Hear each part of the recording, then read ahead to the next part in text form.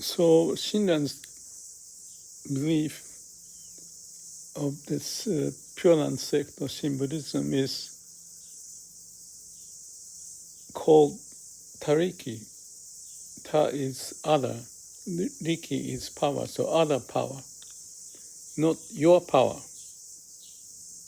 You don't do anything.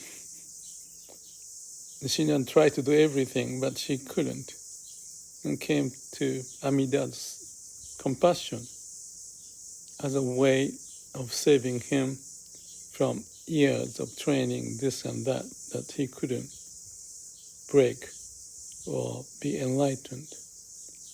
So when he had this